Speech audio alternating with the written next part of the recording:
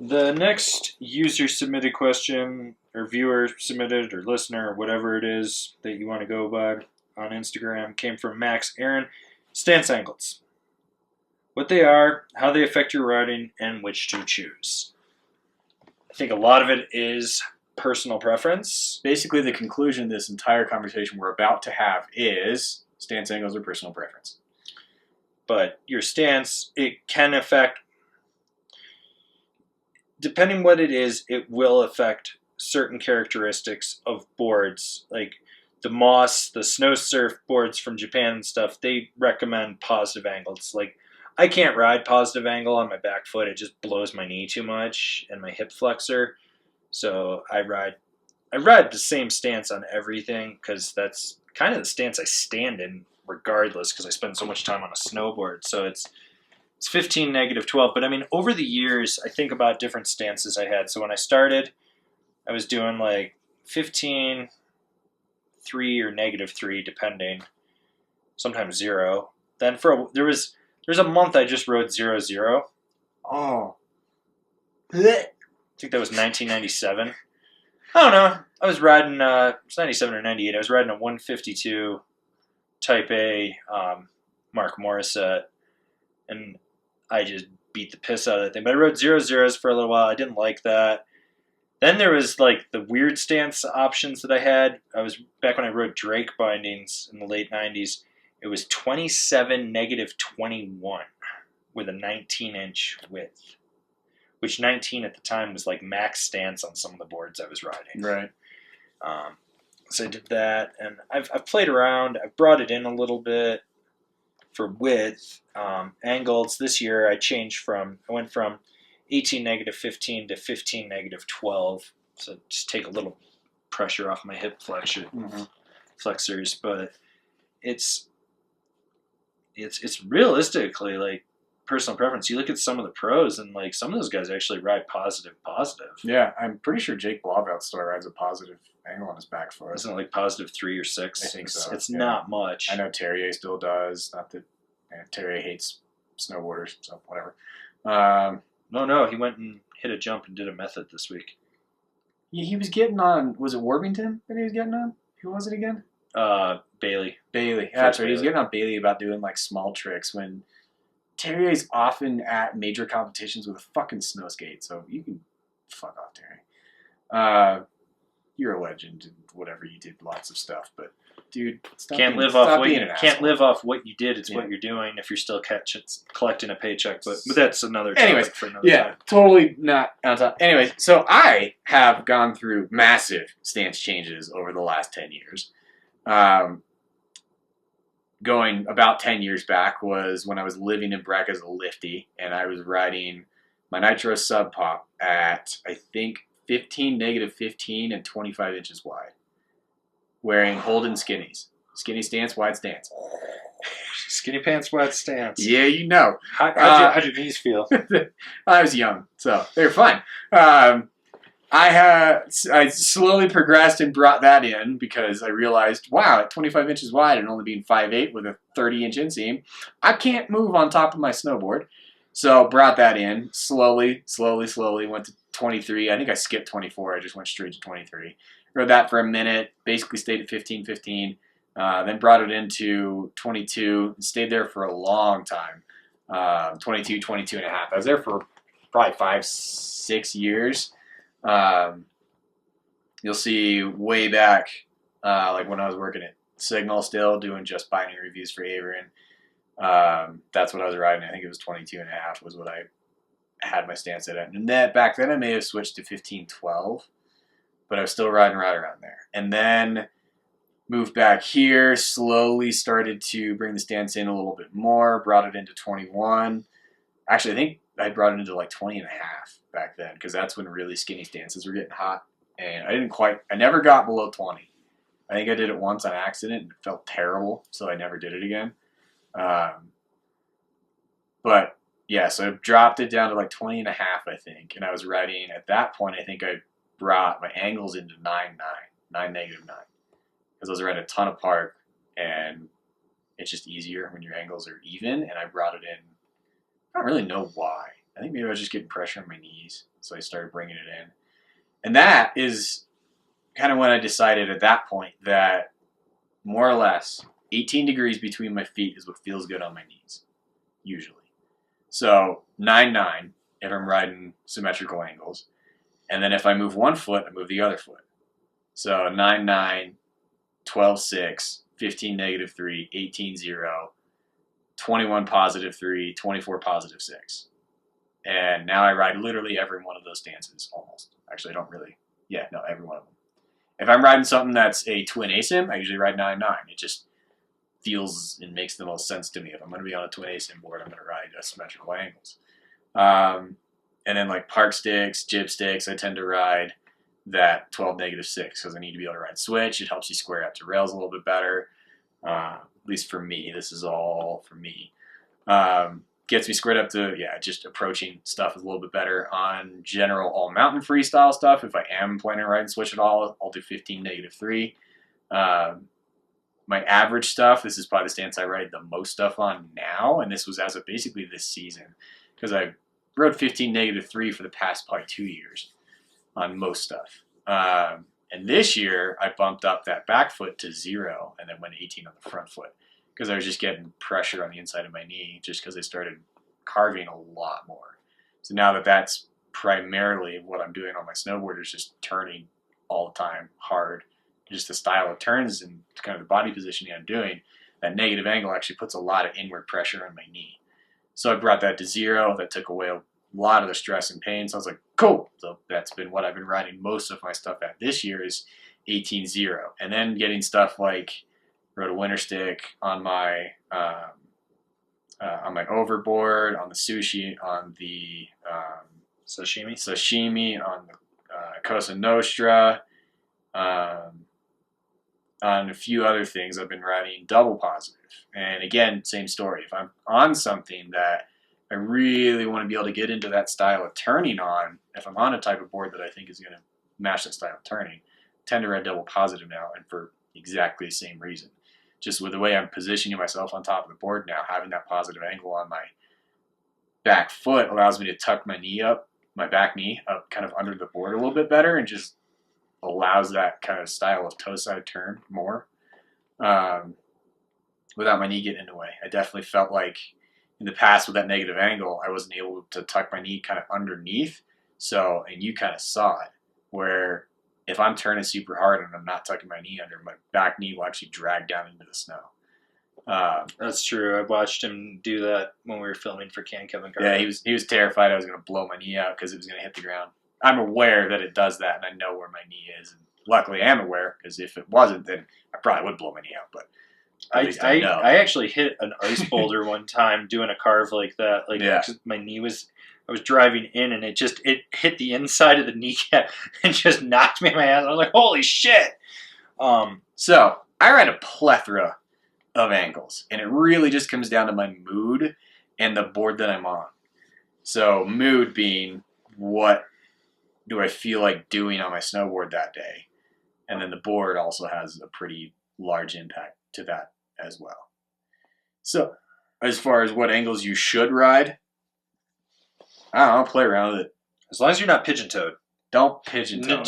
No negative on the front, positive on the rear. Unless you got some sort of weird medical condition that your knees are just like that, then don't do that. And don't ride rotational bindings. And don't ever ride rotational bindings. Yeah. Don't do that. No, I mean, let's see. I was thinking about it too, because there is so much personal preference, but there is so much with the anatomy and the alignment too. Totally. For me, like the reason I ride duck is it takes that pressure off the hip flexors and your hips. There's so much movement in snowboarding that comes from the hips with micromanagement in there that people don't realize that I get when you look at these older guys and they ride these positive angles and how they carve, because they only go straight. They're not riding switch at all. Like for me, I still ride switch maybe 20% of the time. I still like to throw a 180 land and just carve away switch and doing that. And so like if I have two positives and I'm doing that, it puts a weird pressure on there. And I noticed it when I was riding some of the mosses because I tried to see what was going to happen like with my body, and I was making laps. My turns were better, but there was so much more pressure on my hips that when I went back to my normal stance, it relieved that pressure. I lost some of that forward drive, but you can compensate with that with how you align your knee and how you center flex a board too. So yeah, I mean, and that's the thing. Like if you're riding 15 negative 12, and you go to the extreme would be one of my shop kids, Austin, rides 30 positive 6. If you go to that extreme, you're gonna hate it. He didn't because he's crazy, but we'll get into that later. We'll just bring him on the show. We'll just bring him on the show once. We'll just have an intervention. Yeah, an intervention's perfect. Yeah, but and even me, like I remember the first time I tried double positive angles was on a Burton Barracuda, which God, I missed that board. 2014, and I was just like positive 3 on the back foot, and I thought I was gonna blow my knee out. That's how weird it felt, and that was just because I didn't know where to position my body. I hadn't built up that muscle memory of how to turn with a positive angle. So slowly, gradually getting towards that, going from 15-15 to 15-12 to 9-9, 12-6, 15-3, slowly just bringing that forward and teaching my body to basically just keep your hips and shoulders rotated more towards the nose. That was the issue, is back then I was still riding 15 negative 12, so I was used to keeping my hips more square to the edge. And that's the big thing that really changes as you go further towards positive angles, is it just rotates your hips towards the nose. And it just, I don't know, it just changes the way you're pressuring your edges. It changes all of that. And that's the other big thing, is normally when, at least for me, in my experience, I tend to drive a little bit more back foot, but with a duck stance, when you go out to drive through a heel side, you put a lot more effort towards your back foot through even a toe side turn. And with a double positive stance on your toe side, you're shifting a lot of that weight towards the center of the board. And then on the heel side, you shift that weight back. So with a duck stance, you basically keep it even between your feet. So if you tend to power through your back foot, you're going to power through your back foot, toes, and heels. When you start pushing double positive, you shift your weight forward on your toe side and back on your heel side in order to get the pressure in the right spots. It works really well, especially with the types of boards that really work with that kind of turn style. But yeah, so that's the kind of the other effect that changing your stance can have, is it's changing where you're pressuring your side cut. With a duck stance, it keeps you more centered, and then as you bring that more forward, you're shifting your heels back and your toes forward. Which is going to change the whole dynamic of how you thrust in and out and load that board into the turns and stuff. So like with me in the, like riding duck stance, one of my favorite things to do is to throw my hip and see what happens when I can slingshot a board without loading it. You're just throwing it with your hips and stuff like that. That's going to change that whole dynamic. It's one of those things where it's going to feel uncomfortable for a little while until you get used to it. But it goes back to that whole personal preference thing as well. Absolutely, yeah. And I mean, the one thing that I've noticed as far as how it's affected me outside of just carving on groomers, but I've gotten to a point now where riding more 18-0, tend to get positive stance, actually starts to slow things up a little bit. But like at 18-0, I've been able to ride through trees as fast as some of my friends that like just come up 10 days a year. So they're just cruising blues, basically. I can ride through the trees as fast as they do on groomers. Just my ability to swivel has just skyrocketed when I move my back foot in, just because it allows me to keep my hips forward. And, just basically it's the same concept of like how a skier can get through moguls, because they're rotating their feet and hips instead of having to move their entire body. So I can almost do kind of a similar thing compared to riding duck stance, going to that 18-0. I can swivel so much quicker through the trees. I have way more quickness out of my tail than I did riding duck. That's good. Yeah. Here's one for you. Weirdest stances you've ever seen? I saw a dude the other day riding, his front foot was at a normal spot on a Burton channel board. I think it was a custom flying V. His front foot was at a normal spot, and his back foot was slammed all the way back in the inserts, not on a pow day. So you just had like a weird... It was super wide because even centered and slammed. It's probably still probably like a 26, 27-inch stance. What was it when we maxed it out for Ken Kevin Carver? Just shy of 30. Yeah. So that, yeah, about 27. Probably 27, yeah. And his angles, I don't really remember what his angles were really at, but as far as just stance width. And on a custom flying V, that is just atrocious because that means you're behind the camber zone on your back foot, which that's just going to ride terrible. So that would be bucking him. One of the most recent ones. I frequently see people maxed out channel, which we did a Ken Kevin Carvin on that. That's loaded, and you'll see just how ridiculously hard it is to snowboard like that. It's seriously like, I think it's like 29.5 or something. Yeah. Was as far as we could kick it out. And you can't snowboard like that. So if you're riding your channel maxed out, stop. Max stance anyone should ride is like 26 ever. And you better be like 6'6". So I've got one for it. So I was helping our old K2 rep JP at a Loveland demo in the spring. Girl comes up and she's probably like 5'6", maybe 130 pounds, and she's just like, "Yeah, I just want to ride a 138 Va-Va-Voom rocker." And I was like, which is the women's equivalent of the Worldwide Weapon rocker for anyone that doesn't understand that. And I was like, "Yeah, okay, we'll get you going." And I was like, "How wide do you want your stance?" And she's like, "I kick my discs out with 2 screws on the last set of inserts." Her angles, she had Burton Lexas. Her angles, there was no indicator on the disc. They were like 45 -4. I mean, her feet were like almost straight, pointing at the tip and the tail. And she's like, "I'm a ballet dancer. That's just what I like." And I watched her ride, and it's like she just would swivel on the nose or the tail, and she basically would just butter in circles all the way down. Like, she had no control. And that one was really weird. I see weird ones in the lift line too. Like, the other day I snapped one. This dude he was like 6'3" on a 145 full rocker, like Rosinal circuit or something. One of those ones that's like 10% and then almost looked like an old trick stick or something. And his angles had to be 30, -30. And I mean, just as wide as they could go on that little 148. His stance was probably like 25 inches wide, but it was like, dude. I remember the year that the horoscope was a limited release, the first year of the horoscope. Yeah. That was the same year that the contacts came in that like bright orange with the anodized orange heel cup. I remember because that's the setup he had. Riding double positive. Which I just gave an entire spiel about how I love riding double positive, but not on a horoscope. Not on a horoscope. And that's what he was riding, and I was so mad because that's when I was a Capita Union fanboy. And I just wanted to tackle the kid and take his board and go, "You don't deserve this." Was he at Zoomies 100K? No, this was at Breck when I was a lifty. Oh. So. Have you ever seen anyone ever do like the weird pigeon toe thing? No. I have. I think anytime I don't think I've ever seen anybody have it that didn't have rental gear, though. I've seen it. I had a friend that would ride, not by choice, but this was, once again, the late 90s. Anytime he would slam down hard from a jump, his bindings would just kick in. It didn't matter how tight we got them. They would just kick in. The teeth were just shot in these things. So half the time he was riding pigeon-toed. And if he had to, this is my friend Man-Boy, he would just like... First off, his nickname was Man-Boy. Like...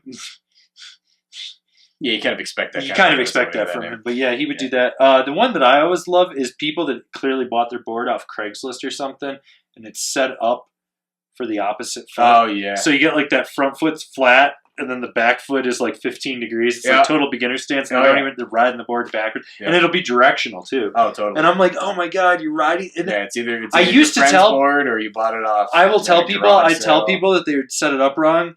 And finally, one time at Breckenridge, this kid straight up started arguing with me because he set his mom's board up. I was like, "Ma'am, your bindings are all wrong." And he just started laying into me. And my only response was, "So everyone here is completely wrong except for her. Even your like, he had the ratchets on the inside too. Ooh. And I was like, "Even your bindings have the ratchets up." "Well, that's what the directions said." And I was like, "Did they though?" 2 laps later, her bindings were completely switched around. Yeah.